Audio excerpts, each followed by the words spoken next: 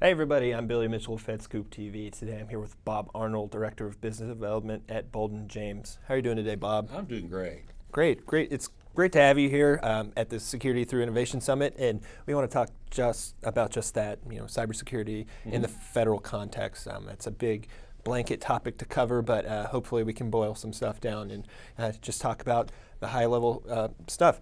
So, jumping right into it, I wanted to hear how you guys at Bolden James are helping government improve its cybersecurity posture.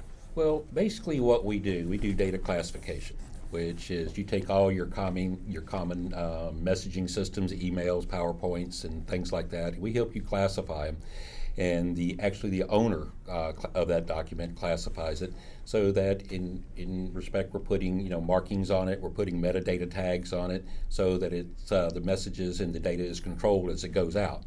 We're finding out that 70% of all data loss is actually by human error and not by actually people just hacking in. Sure. So this helps aid in that area, and it also gives the people that are creating the document a chance to be part of the solution by them attaching their own classifications to it. Awesome. Bob, something we've heard a lot today about today at the summit is public-private partnerships. So I'd be interested to hear a little bit from you about the importance of those partnerships and if there's any ways you see them being able to improve or mature. Oh, I think that it's extraordinarily important. There's many people that or many companies that go out, and you've heard the old cliche that you're a jack of all trades but a master of none. Okay, yeah. And then you have your pure play companies like ourselves. That's all we do is data classification. Sure. So we're able to be very nimble. We're able to adapt to any type of new rules and regulations that come in. But it also allows us to deeply integrate with all the other pure play players and people that own that marketplace, such as DLP, e-discovery, encryption, so on and so forth. Yeah. So you're going to get the best of all worlds from people with that is their core competency. Yeah. So Bob, I hear a lot about as cybersecurity threats become more persistent, that automation is, critical. But how are federal agencies embracing automation? Are they really taking to it, or is there a lot of work to be done there? Well, I think there's a lot of fear and paranoia, and everybody is really afraid. And they're hearing a lot of things from a lot of different people, and everybody's saying they've got the best widget and best solution. So there is a lot of coverage on it right now. The best thing in where we're telling people is start off just classifying your data. I mean, your data is going to go in, it's going to go out.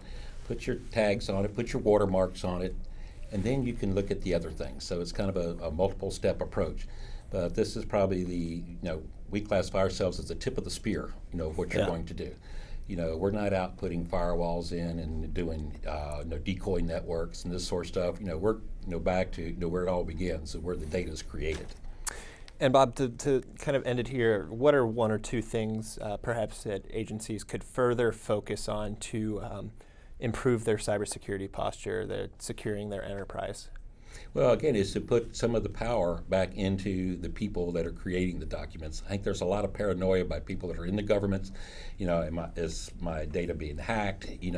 What about, if I've got grandma's secret chocolate chip recipe on there, is it going to be, classified and looked at? So when you have, the owner, of that, classifying their data, and they know that there's metrics, so we're going to help do the metrics on the back side. So if you try to delete anything or change any tags, you're going to be caught or found out or reported to. It's not that we necessarily prevent it, but it's going to be noticed of what's going on. Yeah.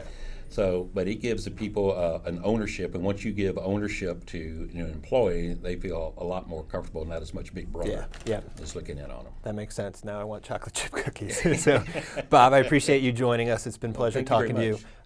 I'm Billy Mitchell of FedScoop TV. Thanks for watching.